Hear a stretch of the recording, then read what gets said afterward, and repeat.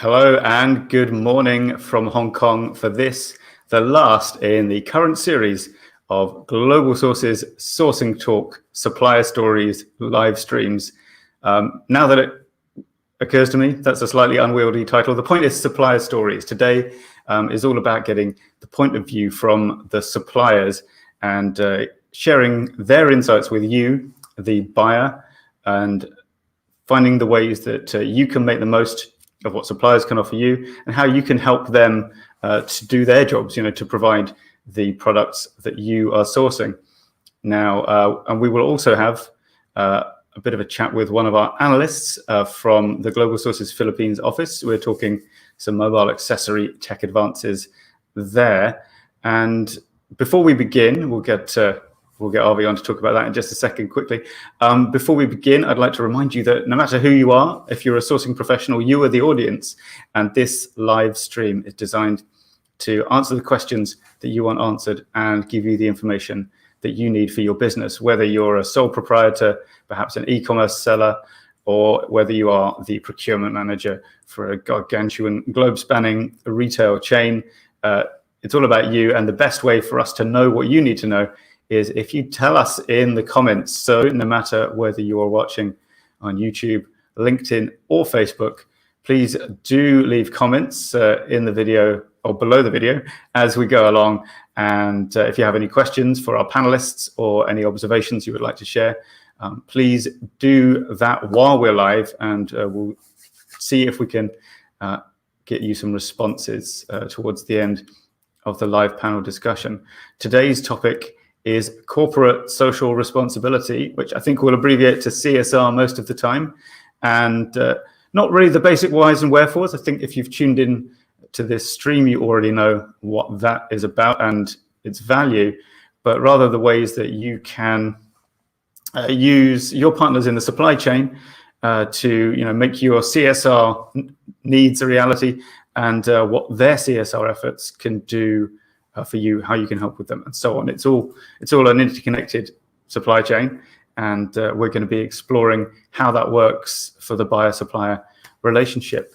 But before we get into the live panel, let's quickly bring on Avi, who is over somewhere in or near Manila, and let's say good morning. Hey, Avi, good morning. Hi, Tom. Hey, good morning. Hi, how are things? How's the weather? It's quite chilly here in Manila. Really? Yeah, how is it there in Hong Kong? I mean, it's also quite chilly, but I mean, when I say that, I mean, it's about 11 degrees, which I think from people in colder countries, they'll be saying, what's the problem? So I don't know, how cold is cold for Manila? Our chilly is like 21 degrees. Yeah, okay, that That's doesn't already count. chilly for us. That absolutely doesn't count. Although, yeah, I guess you have to put on a jacket or something. All right. Well, so we're going to be joining you after the panel discussion. So I guess around about slightly before 11 o'clock, maybe. What are you sharing with us today? I'm going to be talking about MagSafe in Apple's latest iPhone 12 series.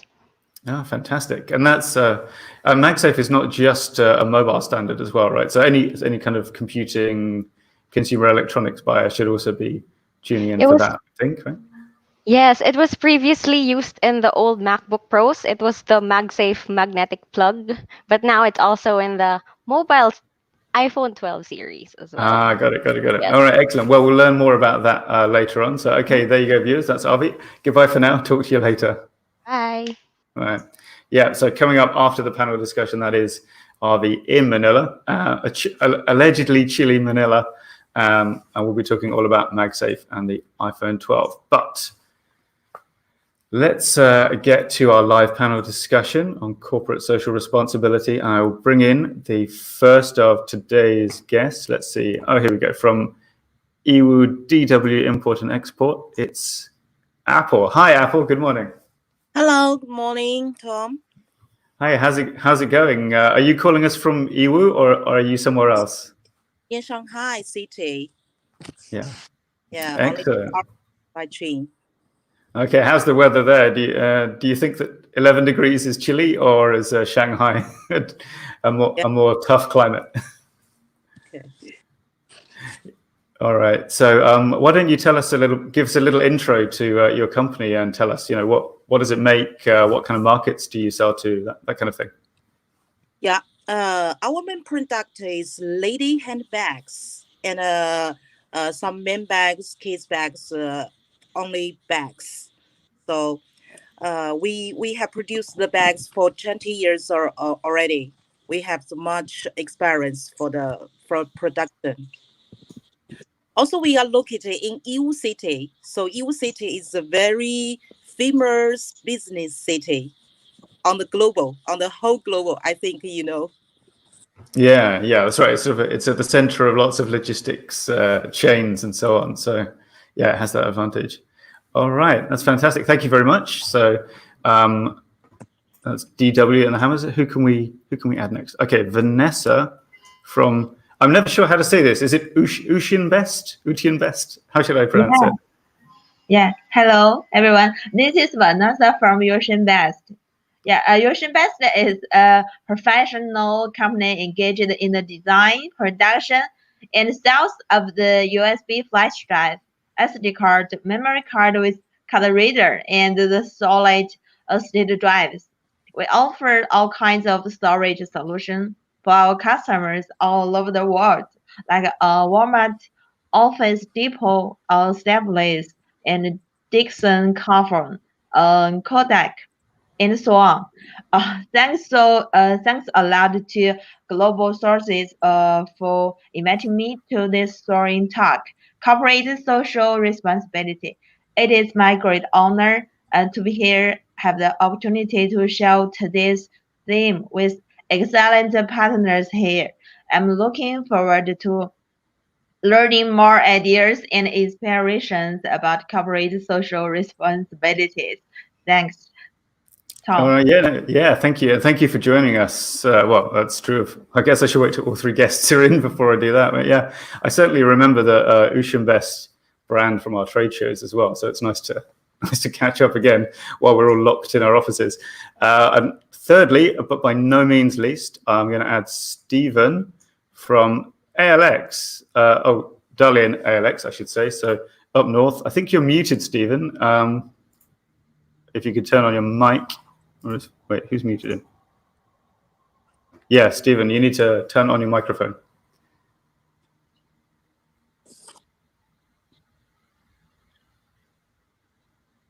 I thought I heard him for a second there.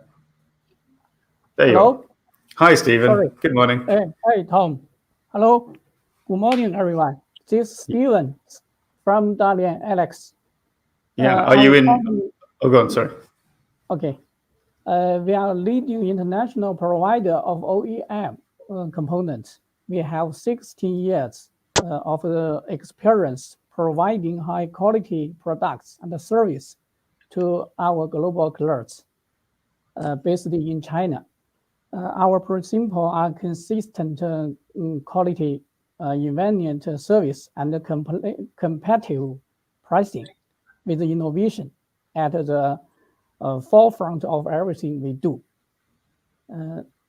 So we can share some picture.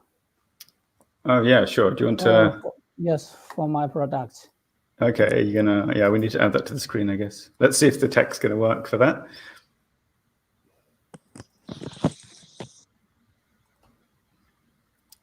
Maybe not. Yes. Oh, there we go. I can see it. Just a second. It's just loading in. There you go. Yeah. Okay. You can see some components for corn crushers. Yeah, let me make that a little larger for you. There you go. For some castings for pump, for valves, impeller, and so on. Some stainless weldments for hardware. Small investment castings. Some parts for hardware. Okay. Thank you. All right. Okay. Thanks very much. Yeah. Excellent. So, well, as I should say, thank you so much to all three of you for joining us today. So we have some quite different backgrounds and perspectives from all three of you. I guess Stephen and Vanessa are in kind of slightly adjacent industries, and then we have the fashion industry represented by Apple. So while, of course, we're talking about the same topic, CSR, each of you will have had different experiences and be aware of different factors unique to your company's industry. And actually, that's where I'd like to start. Is let's get a bit of background. Let's go to Apple first. So for EUDW, in handbags, the fashion industry, perhaps more broadly, what are the kind of key elements in that industry of corporate social responsibility?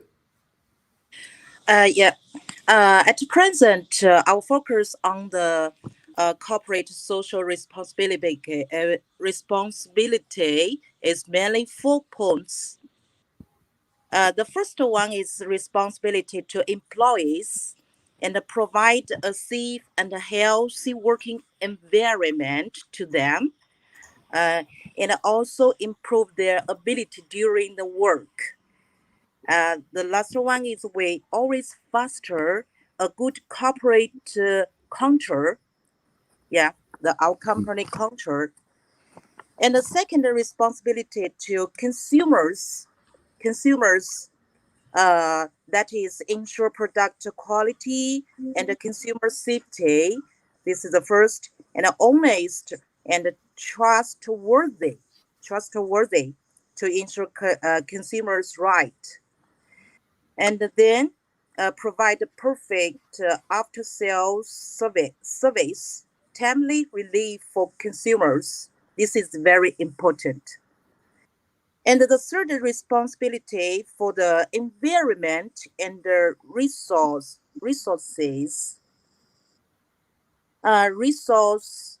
conservation, and protecting the environment and maintaining natural harmony. The last one is we need to comply with government management and accept government supervision. Except this, the 4 points, we know for others points CSR needs. So we will gradually increase more in future developments. Thank you. Thank you, Apple, for sharing that. I mean, coming then to Vanessa, for Ocean Best, how is it? I mean, is it very different in your industry? What are the key features of CSR for you? I think 4 points. Okay, please. Yeah, in fact, the social responsibility sorry. Sorry, continue. Yeah. The social responsibility of the electronic industry is almost the same as other industrials, which mainly consists about 4 aspects. The first is the economic responsibility, namely the responsibility to protect the economic rights and interests of the customers, employees, and the government. The second aspect is the legal responsibility to the protection of the normal social order and the basic rights and the interest of the stakeholders. The third aspect is the moral responsibility, the ethical responsibility for the stakeholders such as customers and employees. The last one is the environmental responsibility, the responsibility to protect the nature and social environment. That's all. All right, thanks. And Stephen, your thoughts on this? Does it are the key features of CSR similar for ALX? Okay, because our company is related to the eye castings, forging, or machining products. So based on CSR, we have the follow what was first one is the community. Our business work with other organizations to improve the quality of the life of the local people in the community.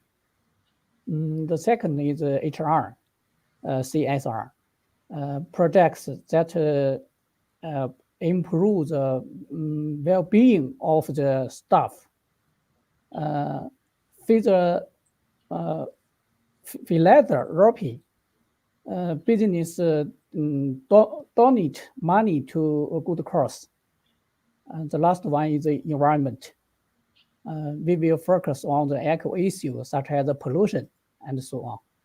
That's all. Thank you. Right. Yeah. Thank you. So it does sound like all three. Yeah. I mean, perhaps as we could have expected, despite being in quite different industries, the core nature or the important features of CSR seem to be quite similar, broadly speaking, although maybe in slightly different order of priority in terms of what you are able to do most effectively. That's going to be different for every company, of course. And now, we don't want to get, I think, too much into the hows and whys of like actual, the CSR activities. But I think an important question is, how do you demonstrate your CSR credentials? You're doing all these things. How do you prove that you're doing them? And for example, there are ISO standards for corporate social responsibility, but also, how do you think that your buyers can pass on the information to their customers? How can they tell consumers that? Well, let's ask Stephen, for example. What can buyers tell their consumers about ALX's social responsibility activities? We have a public platform and website, so our customers can review or view some activities, daily activities about our staff or other news in this. Our company had built formulated the staff protection and the production safety management system already. We set up a little angel fund from 2004 to help needy employers and students aid programs already. So some information could be found in our website or public platform. All right. Okay. Fantastic. And Vanessa, does Ocean Best have a similar kind of public information platform? We have not the public news at present, but like our economic responsibility, we can take for example. Yeah, we are doing is e-commerce.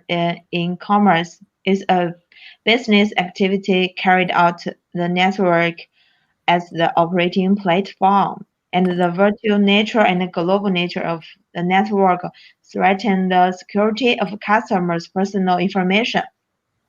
When implementing the promotion and advertising strategies in commerce, enterprises must pay more attention to safeguarding the economic interest of the customers and prevent the price from going down and cheating customers. In addition, cautiously maintain the quality of the product and the services is maintains the customer privacy and the personal safety. Maybe it's our CSR credentials.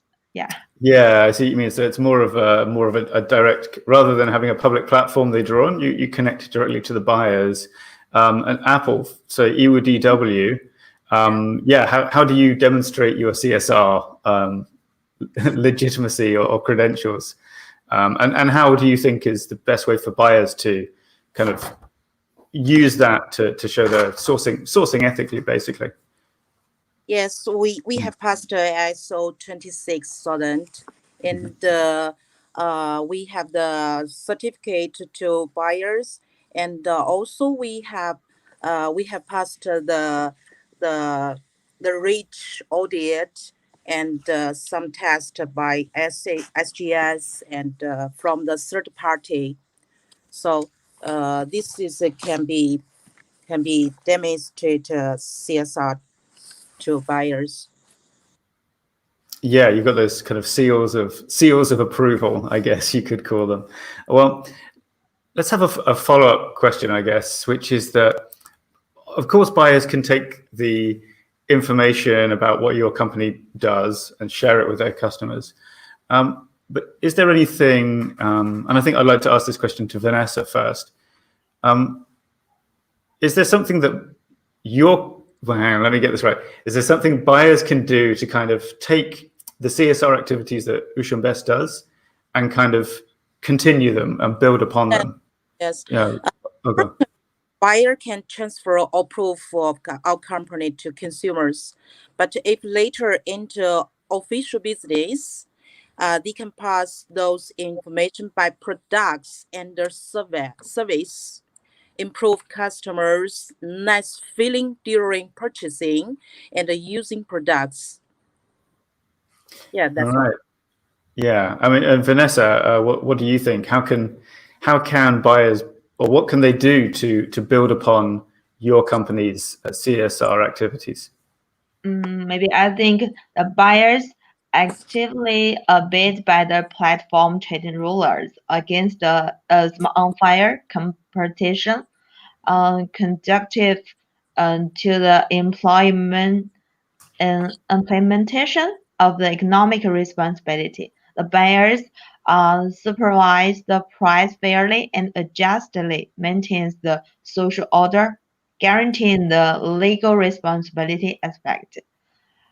Amicable settlement of after-sales issues and protection of the stakeholders contribute to ethical responsibility, I think. All right, thanks. And Stephen, your thoughts? What can buyers do to build on the CSR efforts that Dalian ALX has already done? How can they take it further?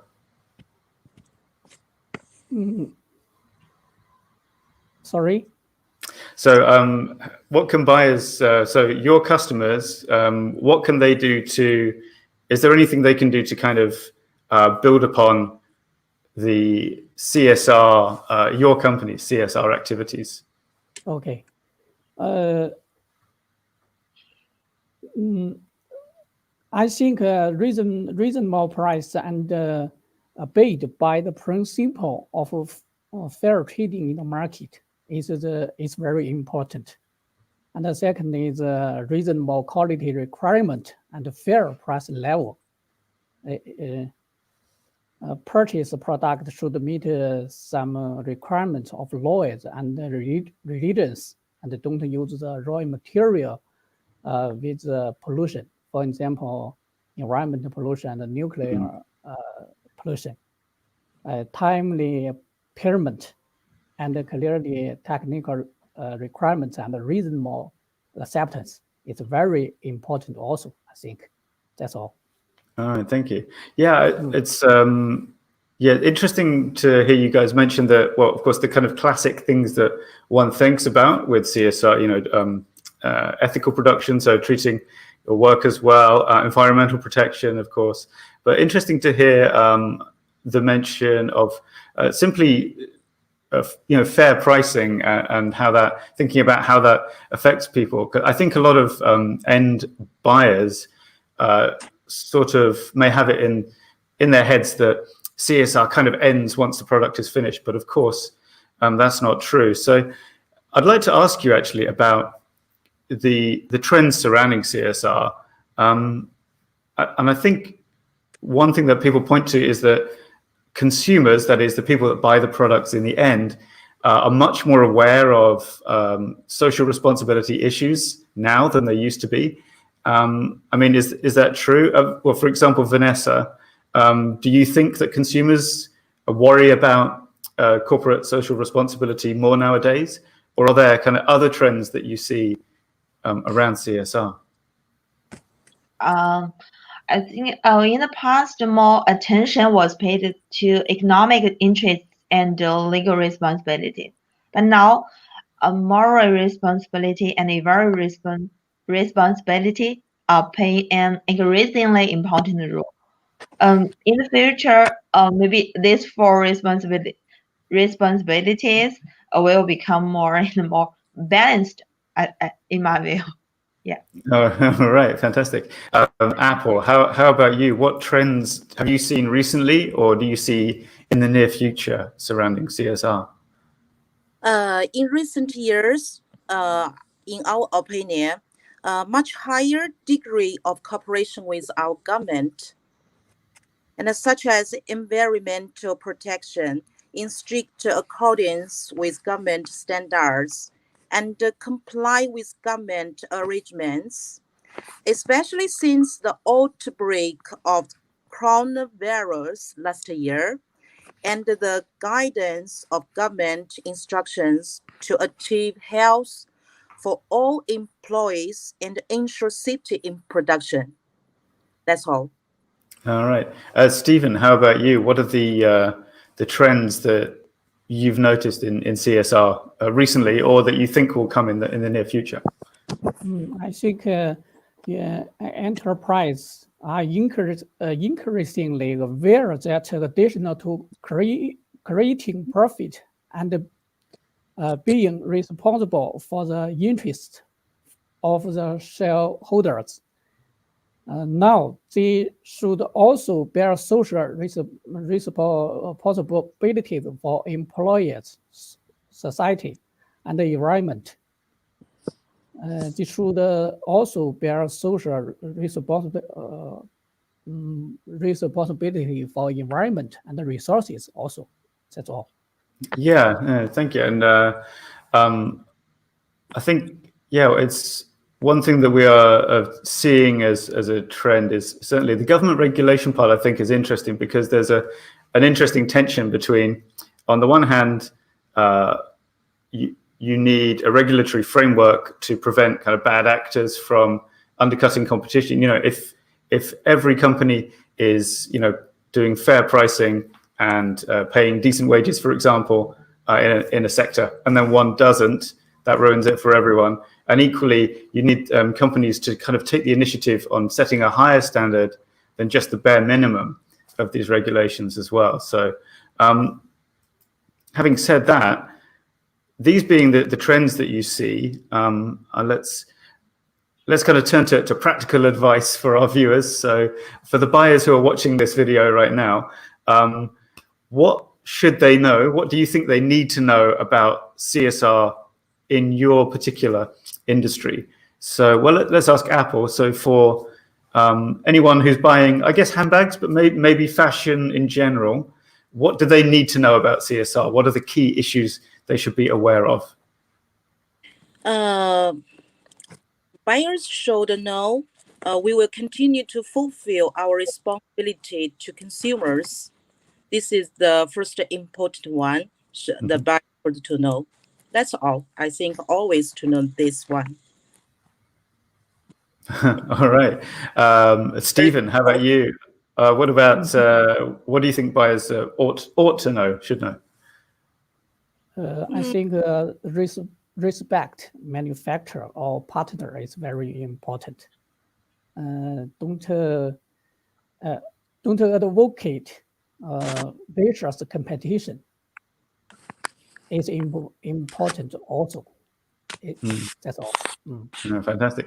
And Vanessa, so in the electronics world, what do buyers need to know about CSR?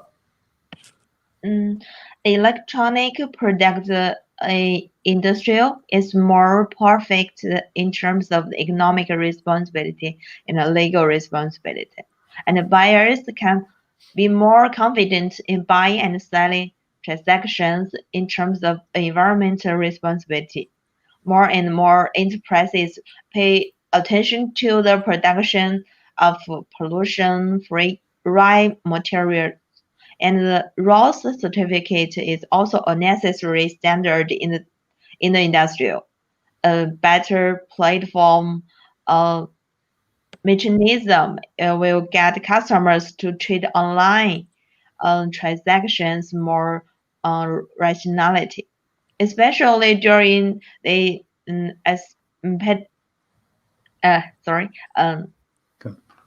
epidemic. More customers will order the products they need online, which is also the future development trend of in commerce. I think that's all. Yeah, thank you. And I've got a last question here that's maybe a little bit difficult. So what it says here is, how can buyers help you to comply with CSR requirements they need the supply chain to meet? So in other words, well, let's put it this way. So all of our three guests here today are based in the PRC, China. And so naturally, they're working within CSR, like a regulations framework that applies to everyone in that country. But if a buyer is, for example, in, I don't know, Switzerland, it may be that they have a slightly different set of requirements, or a slightly, the standards there may be like one particular thing that's more difficult in Switzerland, another thing that's easier. The easier part, of course, you don't need to worry about because the Chinese regulations have covered it. But the stricter part means an additional requirement for their orders. So let's go to Stephen.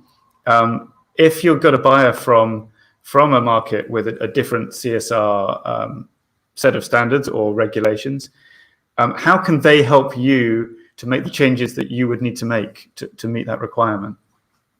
Okay. I think the buyers should, the first one purchase the product should meet the requirement of local laws or regulations. There's no any pollution. That's all. That's all. I mean, and Vanessa, how about for you? Is this something that you've encountered where buyers have a particular requirement that is not already covered by your company? I think the buyers should conduct the buyer and impartial supervision and give the feedback immediately when they meet any problem, so as to improve the in-platform operation or actively obeyed by the rulers of the platform. A good market order requires the cooperation of the both buyers and sellers and the third-part platform. So cooperation is an extremely important link. Yeah. Sure, thanks. And Apple, what about for you? I mean, again, I don't know if you've encountered this with any buyers in your experience, but do you find there's this mismatch sometimes between the regulations? And if so, how can buyers help you to deal with that? Can they send you more information? Can they, provide you help in some way? Yeah. During the supply chain, the customer is the start and the end of the supply chain. So buyers need to be close to customers, and such as what do they need, when they need, what are the attention in the sales market, and all transfer this information to us. We can comply with our CSR requirements to complete the entire supply chain operation. That's all. All right. Yeah. Fantastic. Yeah. So buyers watching this at home or in the office, the supplier might already know and comply with your CSR requirements, but you have to tell them what those requirements are before you start, I think is the message here. And and also I think it's fair to say don't vet obviously do vet your suppliers, but don't do it purely on do they already meet the standards. You've got to kind of get in touch and ask the supplier, and they'll probably say yes, we can do that, and they'll fix things. And if they don't, then they don't. But it's always worth getting in contact. So let's go to the comments. And I see that actually this morning we sometimes have questions. Today we have about the same number of viewers as normal, but no questions, which I think means everybody explained everything perfectly, and nobody was confused. So well done to all three of you. We have a good morning from Rusht on YouTube, and we have this is an interesting topic on Facebook from Elton Kwa. So thanks to both of you for commenting. No further questions though. So I think we've covered the topic pretty well.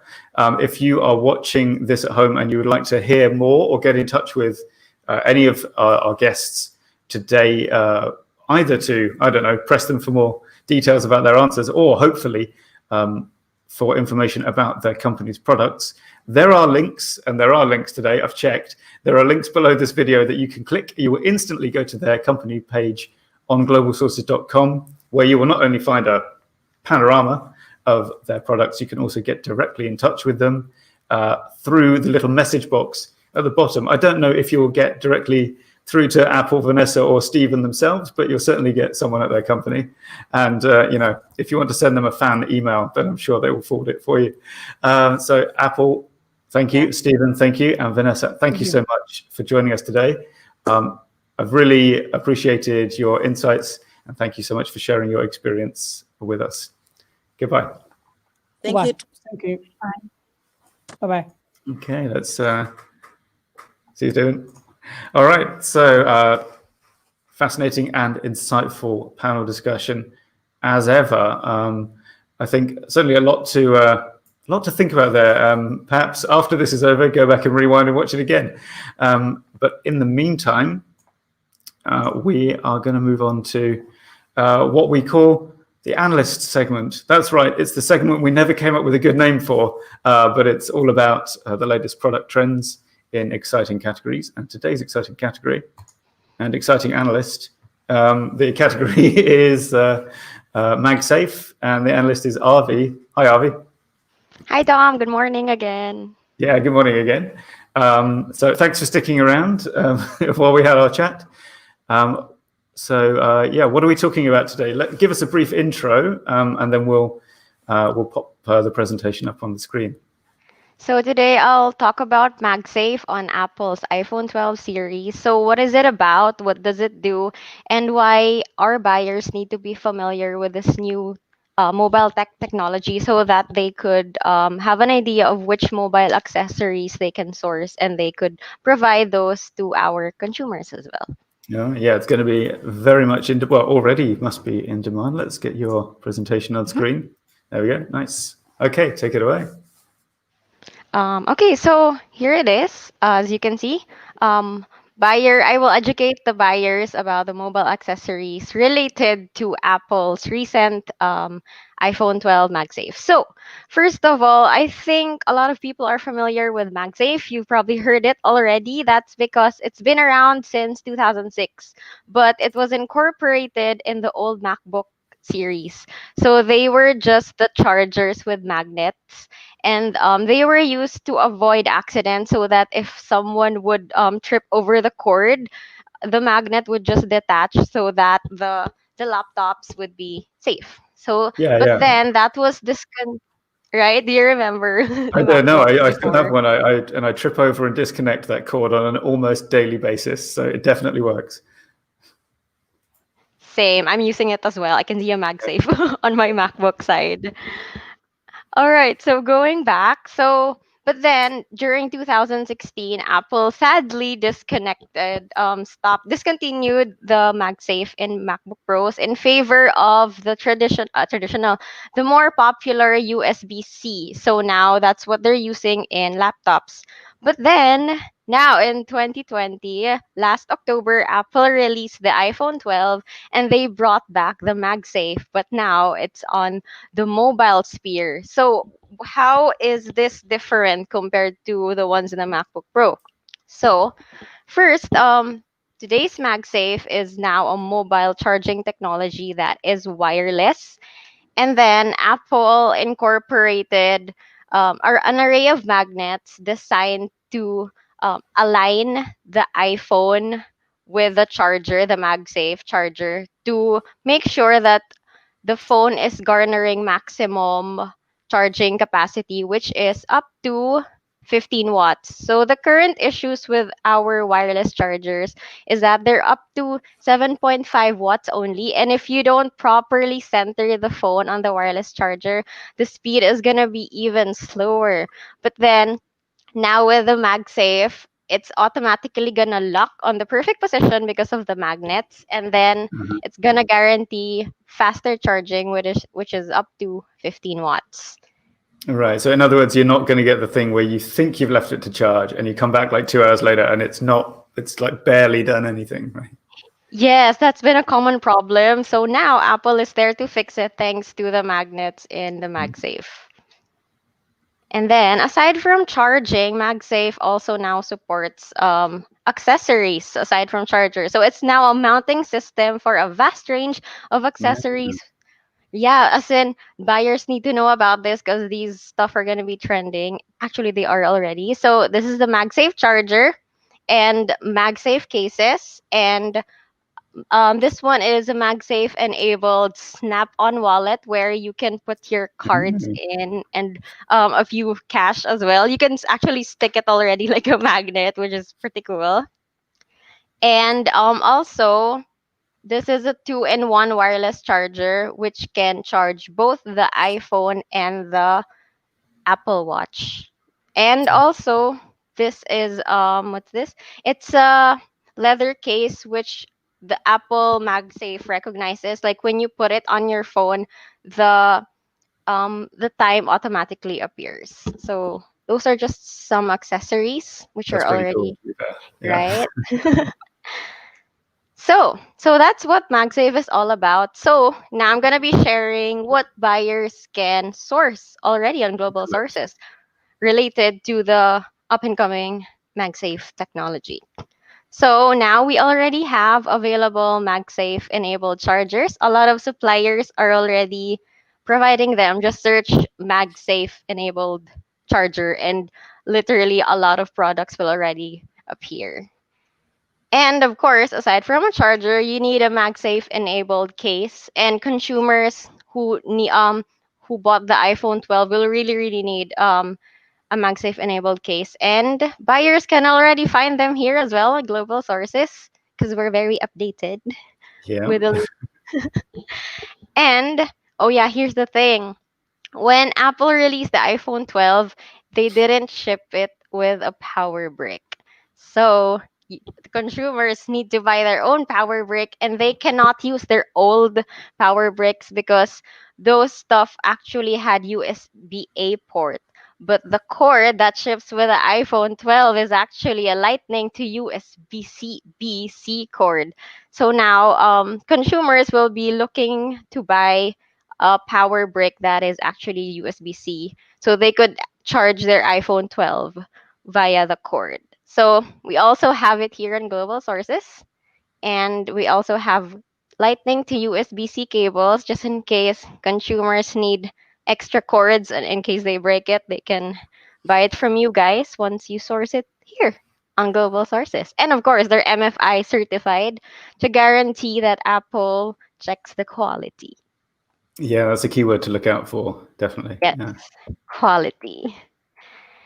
And so, aside from Apple products, of course, we have consumers who use Android products. So, Android phones. So, we also have related wireless products, which are three-in-one wireless chargers. They charge both the phone, the watch, and the wireless earbuds. And also, the wireless charging car mounts are actually popular here at Global Sources. They're among the top 20 because drivers listen to music and then they like to charge their phone as well. Mhm. And we have some pretty interesting um, wireless chargers as well because they're multifunctional. They double as Bluetooth speakers, and this one also has LED function. So that's pretty cool. That is pretty cool. All right.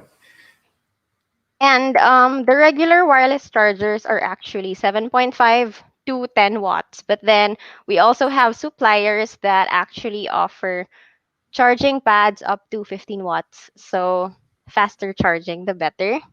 Hmm. And since wireless charging is going to be the norm, We also offer wireless charging power banks like this one, and some of them actually have suction cups wherein it's gonna stick to the phone so that whenever someone's charging the phone inside the bag, it's not gonna scatter. It's gonna be secure in place. And also another cool wireless charging power bank. So it doubles as a corded device as well, but it can wirelessly charge the Apple Watch. I So see. there, those are the cool products that buyers can source related to MagSafe. So that ends our presentation. Oh, fantastic. I've got to say, I mean, I don't know if Apple do this deliberately, but some of those holes in the product line, it seems like an upseller's dream. You know, you've sold one MagSafe wireless charger, you can sell them a case as well. You could, you know, so yeah, you're absolutely right. Buyers, I mean, I think savvy buyers are already on this, but they may not know how much stuff we already have. And if they're not already on it, then now is the time for sure. Yeah, you should be sourcing now for holiday season 2021, if not sooner. All right, that's fabulous. Thank you so much for sharing that with us, RV. And Thanks, Tom. yeah, and thank you for appearing on several times actually on these live streams. This is the last one, so yeah, well done for nailing the final segment of the series. Maybe we'll do another one in future, but until then, take care. Bye-bye. Bye. So yeah, there we go. We are indeed at the end of this, the final episode in season 1. I'd like to think of it as of Sourcing Talk, Supplier Stories. There are rumors around the office we'll be doing something like this again very soon, but I cannot tell you when. And for that reason, you simply must follow us and subscribe on social media.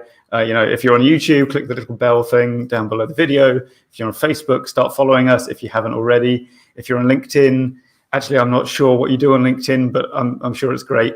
And that will give you the notifications you need for when we get going on these live streams again. Thank you very much for watching. And until that mystical future time when we reconvene, goodbye.